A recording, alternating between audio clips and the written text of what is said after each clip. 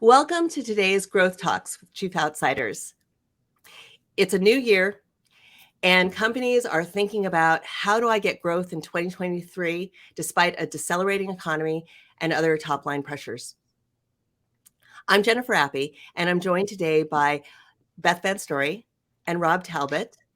And we're here today specifically to talk about how to jumpstart your marketing to fill your senior living facility. We've had the benefit of working with a number of clients who are looking for growth, and we thought we'd share some of those tips with you. So to introduce ourselves, I thought maybe we would talk a little bit about some of those results that we've helped senior living facilities achieve to help increase their occupancy and keep their wait lists full. So Beth, maybe we can start with the client that you and I worked on together. Sure.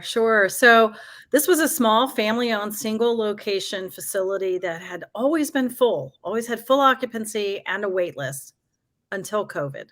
So like many places, COVID just obliterated their business. So they were down to 20% occupancy rate, had never done any marketing.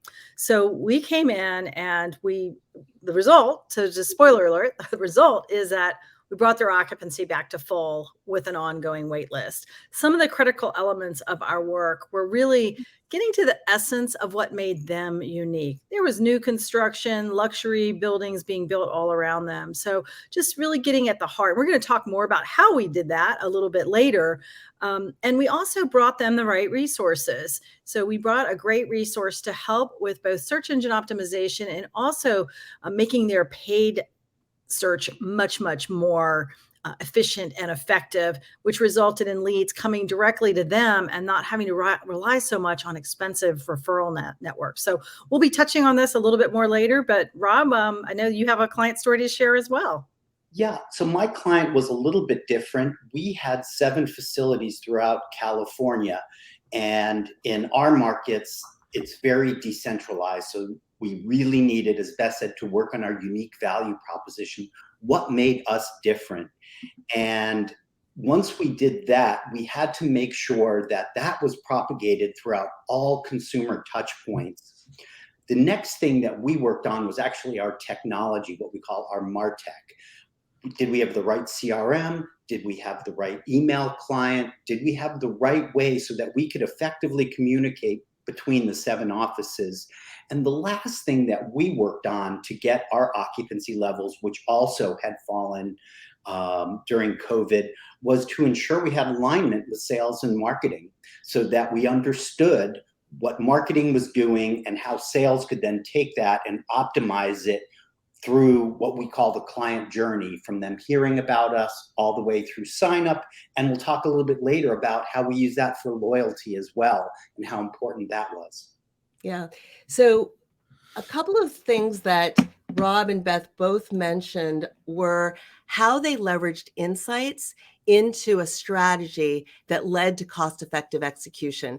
And this is actually reflective of the growth gears methodology that Chief Outsiders uses. So we'll explain a little bit about how this works as we go along, but it does help our clients avoid random acts of marketing. So the agenda for today is to talk about avoiding random acts of marketing, understanding your unique value, building local market awareness, and minimizing prospect drop-off, all things that we believe senior living facilities need to be thinking about to jumpstart their marketing in 2023. But before we get started with that, we thought we'd share some stats with you. The reason why we're so passionate about this market is because we know that the aging population is growing. And I'm going to read off some stats to you.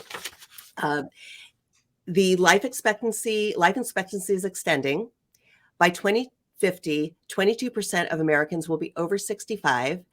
Current population of adults over 85 will triple in that time frame, and the demand for senior living units will nearly double by 2040. So that's all great news. But as you can see from this chart, occupancy still isn't at the levels that it was pre-pandemic. And although the forecast for revenue in this industry is projected to rise, we know that costs are rising as well, which puts an incredible amount of pressure on profitability.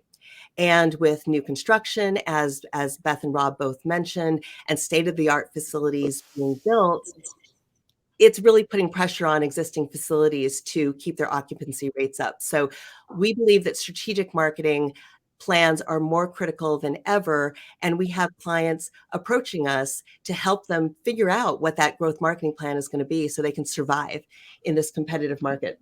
So let's start with talking about random acts of marketing. So oftentimes when I'm talking to a client before we started to work together, they'll say, we've tried everything. We've tried everything. Nothing's working. We've tested this. We've tested that. And it sounds like a lot of random acts of marketing. So maybe the two of you can talk about, what you've seen and maybe how you help your clients avoid random acts of marketing. Yeah, I think the first random act of marketing tends to happen when people try to do it all themselves without really having the background and the experience and knowledge of various systems or the right way to do things, or they're too close to the facility and they want to talk all about the facility, which is what we call we speak, as opposed to talking about what it's going to be like to live there and what the experience would be like for that resident. So some of the random acts we'll see is people will say, oh, I hired an SEO specialist, or I hired a pay-per-click specialist. We redid our website. Well, often what they've done, again, is they've hired what I call mechanics, people who know how to go into the back of Google and Bing and create ads, or people who know how to do web development. And usually what they've done is jump to gear 3. They've jumped to execution. And so they aren't using a strategy that was based on the insights. And that really is the differentiator when you work with someone who is a strong strategic marketer versus just hiring mechanics who don't really understand the customer, don't really understand the core values and value of the company from the audience's perspective, perhaps don't understand the market, and perhaps maybe haven't really looked at the competition to understand where the opportunities are to win. So those are some of the things that I see from a random acts of marketing across many different clients. I would agree on that. And where you call it mechanics, I call it the game of whack-a-mole. We're going to try this today. We're going to try that tomorrow. They're not metrics driven. If you send a postcard one week and you drop off donuts the next, you might be feeling that you're doing something, but you're really not. And often we tend to do this because the loudest person in the room said, we need something, we need that. So you feel like you have to do it. But as Beth said, it should start with the insight, asking your residents how they heard about you. Two, when people do contact you in your CRM, do you have a place that says this is the source of where we did? So we can track these people and understand what's working. Then you get to that strategy of what you should do. Then you execute. And I think what we're focusing on today is understanding that buyer's journey. And you should map that out. So right now they're in consideration stage. My parent might need this, or I might need this. And you want to become aware. And what I would do is write down that consideration to awareness, to interaction, to signing up, to loyalty, and understand what the levers you have are. I would also understand that our latest feature says you probably need to touch someone 7 times before they interact. So it's not a postcard, it's not a this, it's a sequence of events. And then we also want to understand that if we're encouraging people to go to your website or to call, do you have a good script? Do you have some information on the website that's going to get people to the next step? So really think about things methodically versus reacting to whatever the hottest thing of the moment is. Yeah, so being more methodical. And, both of you mentioned something interesting, which is that you really need to understand your unique value proposition so that you can message that throughout every channel that you're operationalizing, right? Mm-hmm. And you also need to clearly define your target audience so you can make sure that you're going after the right people in all of those channels that you're operationalizing. So how do you go defining a unique value proposition? Yeah, I start by what we call voice of the customer interviews. So for example, this facility I was talking about earlier, I interviewed a number of people who either had their parents or had previous or still had their parents at the facility. I also interviewed people who worked there. because I was just trying to get at the essence. Again, there was new construction all around, a lot of activity, but what made them unique? And we really figured it out. And in this case, it was the level of care and it was the level of love that they showed. And we heard that from everybody. So it helped us in crafting the positioning and then bringing it to life with the messaging and reading and the copy, and not just the copy on the website, but the copy in materials, the copy on review sites, the copy, on Google My Places, Google Place. So it was talking to people and really, really listening and asking those probing questions to just learn more. And so not only do you get the top line messaging, but you do get those proof points of what are the reasons people should believe that. So for example, some facilities have people in memory care locked behind a locked kind of thing, and they can't really get around. Other facilities that are very focused on let's get people out of their rooms, and that was how this one was. It's like we want to let people be out of their rooms and be socialized, even whether or not they have memory problems, but just what's important to people. And so you really learn what's important to people. And sometimes you'll talk to someone who had their loved one someplace else, and that's helpful to learn as well. And then another piece I would say is again looking at your competition and understanding what they're doing and how you can be positioned uniquely to win against them. Yep, that's the second gear, the positioning. Right. Absolutely. How about you, Rob? What have you done with your clients? I want to build on what Beth did, and what I do, we either do it before or after to validate. And what I like to do is bring a group of current employees. They can be people in your kitchen, people who work in your hair salon, the front desk, sales. We want a smattering of employees, and we're going to go into a room that has a whiteboard, and everybody just lists the features and benefits of your facility. And then what we want to do is think of a pyramid, and at the bottom are table stakes. So we're going to start ranking all those things. What do we need to do to compete? Well, our facility has to be clean and maintained. Maybe we have a welcoming lobby, or we have daily activities, or a security guard. So these are things that just they're there, but it's not going to strike out. Then we're going to look at what's valued. So these might be things that are valued by residents, but aren't, as Beth said, going to find that space that's unique. So do you have a gold standard of care? Do you have built into staff's time expectations of building strong bonds? Do you have a musical therapist or a technical support person? And then we want to find out what that spike benefit or superpower is. And hopefully this matches up to what Beth had mentioned. Is it your staff to resident ratio? My last client developed what they call domains of wellness. And these were 8 different points of a person for this wellness care, and we developed a personalized life enrichment program that was different than what everybody else did. And then this becomes, as Beth said, your foundation for what's on your website, what's on your tours, what people talk about when they go out and meet other people. It runs through your social media. So that's how we go about creating, and that's what we call the kind of using the insights to form the strategy. And then the execution is that last piece where we take that information and make sure that it's across all customer touch points. Got it. What I love about what you said, Rob, is that voice of the customer doesn't have to be a fancy exercise. It can be really guerrilla, but it's really important in order to be able to craft those unique value props that you can then, put out in your messaging. The 8 areas of wellness, was that a surprise to you that was their unique value prop? No, it wasn't a surprise because it was so different, but what we weren't doing was leading with it. Right? Got it. And as we started talking to referral partners, as we started using it in our materials, and we'll touch on that in a little bit on, I think, our next session, you'll see that it resonated not only with employees, and it made them easy for them to talk to potential customers, but it was something that we could really hang our hat on that nobody in the local market could touch.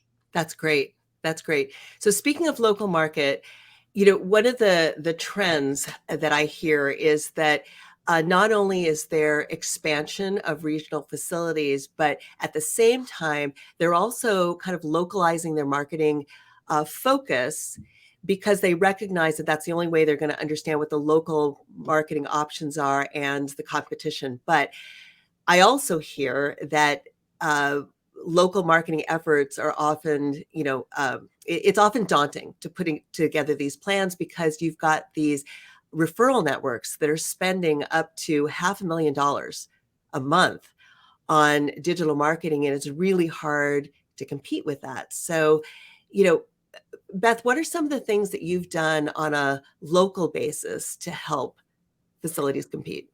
So I think first it's worth mentioning something that the three of us didn't even talk about in preparing for this. Jen, you have a mother-in-law in assisted living. Rob, you and I both have mothers in assisted living. So we have been living this as the adult children.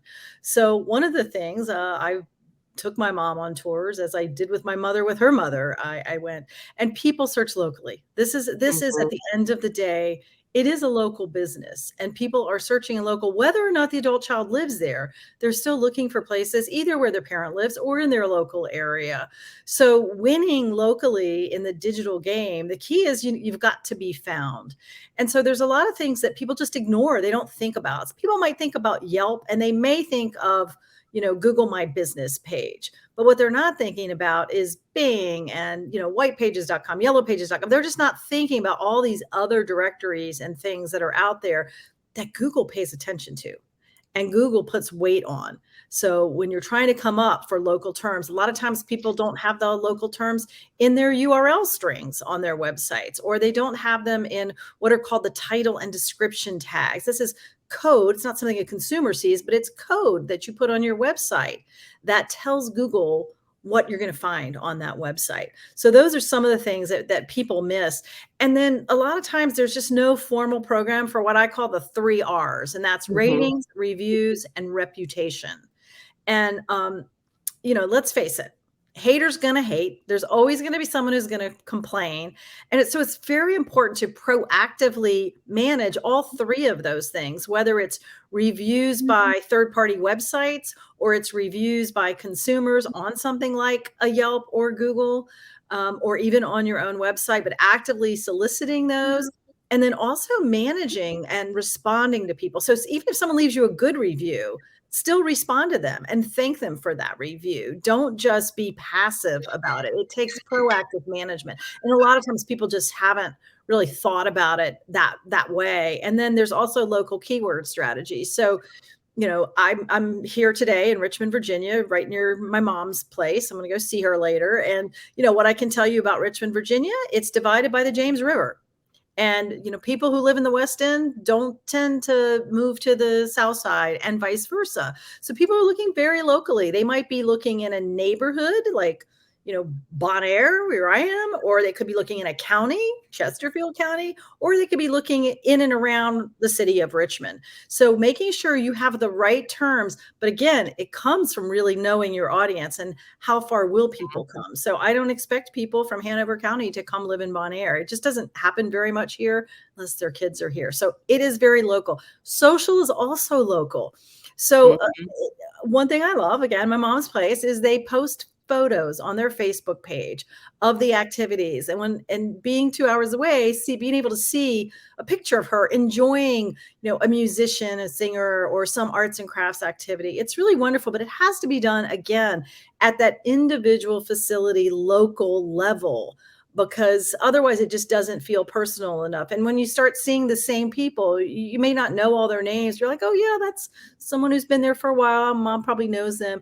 It just really helps warm things up. So I get very passionate, as you can see, about this. But local is just super important. And I'm just kind of hitting some of the digital things. And Rob, I think you've had experience with some of the offline ways of doing local marketing. So I'll bounce it to you. Great. And also, when you think about local, one of the reasons in my mom's facility, they gave a discount to UCLA alumni on the check-in, and that was a great partnership for them. And luckily, my mom sent me to UCLA, so we were able to save some money. But in terms of thinking about these local events, the first thing is just don't do them to do them, but thinking about overarching themes. So for instance, if we invited people in for a meal, we talked about that as one of those 8 domains of wellness I talked about. The other thing we would do is send that same meal to our referral partners. We would drop it off with a note that explained, hey, this is one of our 8 things. This is a typical meal. We hope you enjoy it. We would do mixers with referral partners where we would bring in doctors or hospital administrators and music therapists and hairstylists and have them all interact, but again, the specific purpose. And then note that they're not one-offs. And this is where these offline events become online. So the first is make sure somebody takes pictures and videos. And we were talking yesterday, somebody has to own that in 8 different facilities for me. Otherwise, nobody does it. And you're not going to get that good short video clip. And then you have to think about, well, how am I going to use this?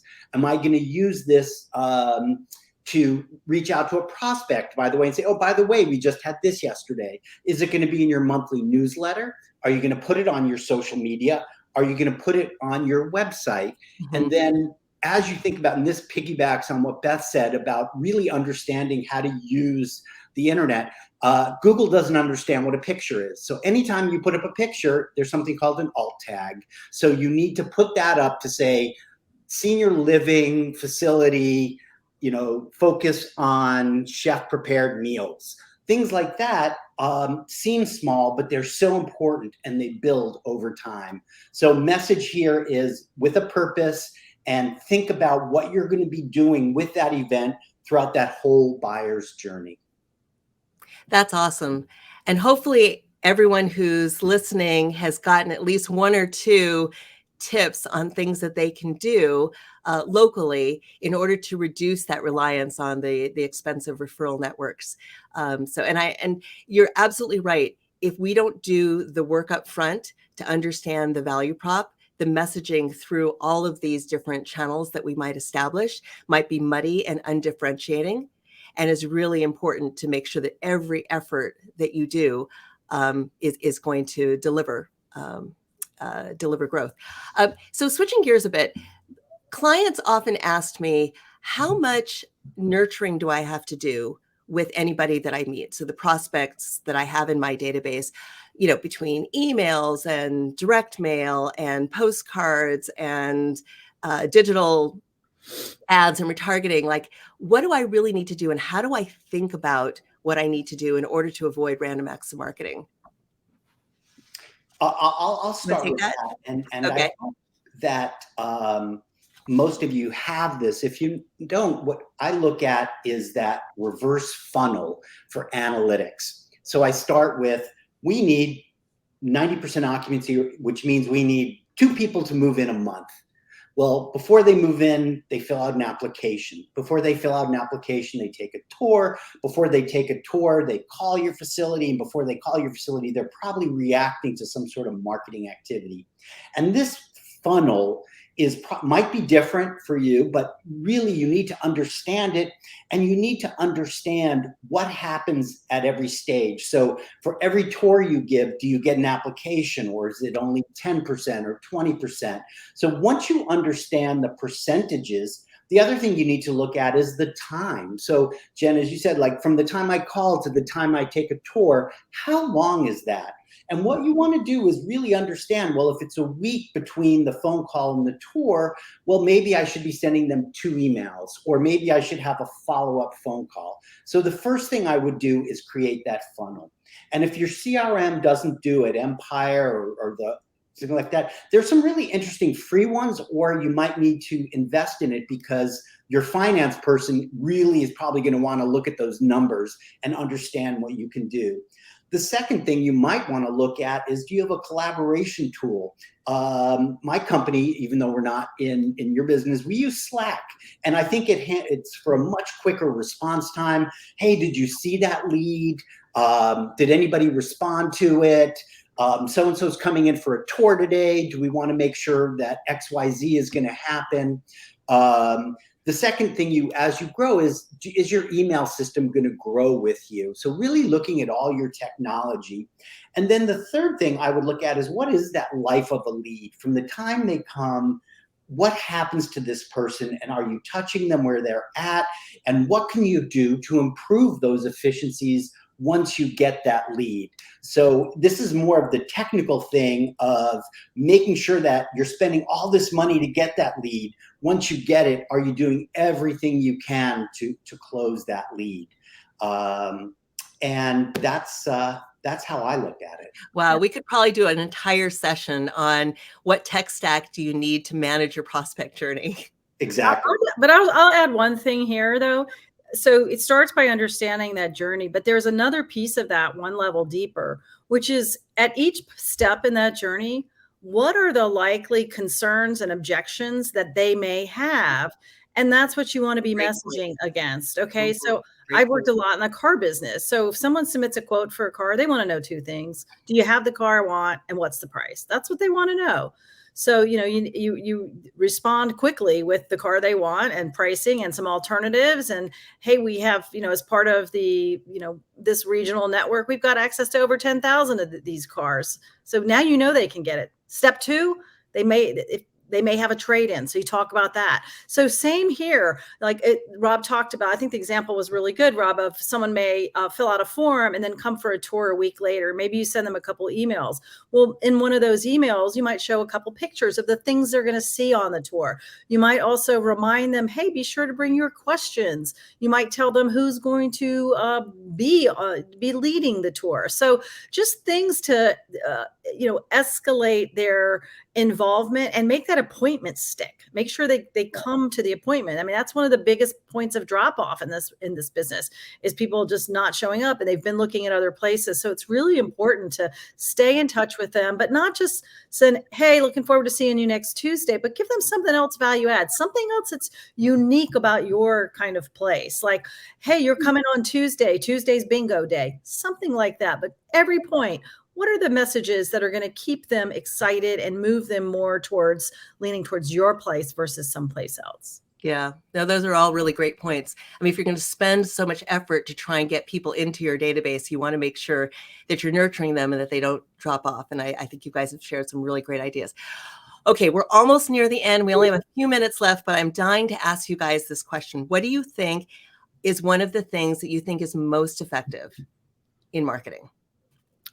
I mean, something that I think is important to do is to test. And with a lot of the tools that we have now, you can do very rapid testing and refining. Like there's a platform called On Bounce. I can build a landing page in there if I want. Super, super easy. You can, with Google and Facebook, you can test things super quickly and try A versus B. So always testing on a little bit smaller scale, figure out what works, and then start rolling things out. Rob, I know you've got some ideas too.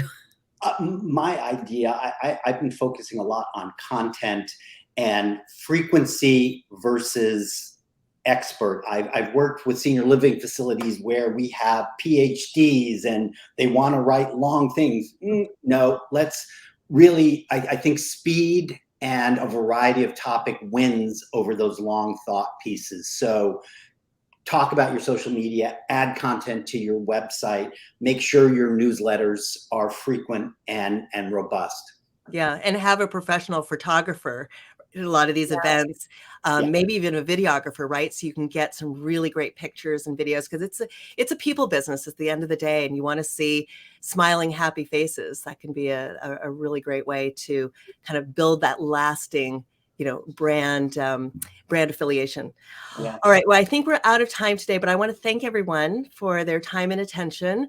Again, we're CMOs from Chief Outsiders. And if you are interested in learning more about the Growth Gears methodology, definitely reach out on LinkedIn or the Chief Outsiders website. Or if you have any questions about what we discussed today, we'd be happy to engage with you and help you achieve the growth goals that you have in 2023. So with that, signing off, I'm Jennifer Apy, joined by Rob Talbot and Beth VanStory. Thank you so much for your time today. Thank you. Thank you, Jen, Beth, and thanks everybody.